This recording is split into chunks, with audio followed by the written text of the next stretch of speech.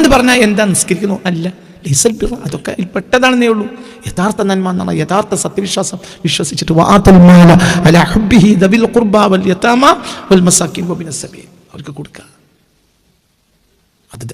അതാണ് നന്മ. അത് കഴിയൂല. നിസ്കരിക്കാൻ കഴിയും, നോമ്പ് നിൽക്കാൻ കഴിയും, ഒക്കെ കഴിയും, കൊടുക്കാൻ കഴിയില്ല. കഷ്ടപ്പെട്ടവനെ കണ്ടെത്താൻ കഴിയില്ല. ഇപ്പോൾ ഈ കൊല്ലമൊക്കെ കഴിഞ്ഞ കൊല്ലത്തെക്കാൾ പ്രയാസമുള്ള കൊല്ലമാണ് ഈ കൊല്ലം. ഇപ്പം നമ്മളെ പരിസരത്ത് നമ്മൾ നോക്കണം, നമ്മളെ കൂട്ടത്തിൽ നോക്കണം, നമ്മളെ പരിസരത്ത് നോക്കണം. നമ്മളെ പരിസരത്ത് നമ്മൾ ഒരു നോമ്പ് തുറക്കുന്നൊരു വ്യക്തിക്ക് നോമ്പുള്ളൊരു നോമ്പ് ഓർക്കുമല്ലോ എല്ലാവരും. അവർ പാവപ്പെട്ട ഒരു വീട്, ആ മനുഷ്യന്മാരൊന്നും ഇപ്പോൾ പറയില്ല, എല്ലാവർക്കും നല്ല വസ്ത്രമുണ്ട്, പക്ഷെ ആരും പറയില്ല.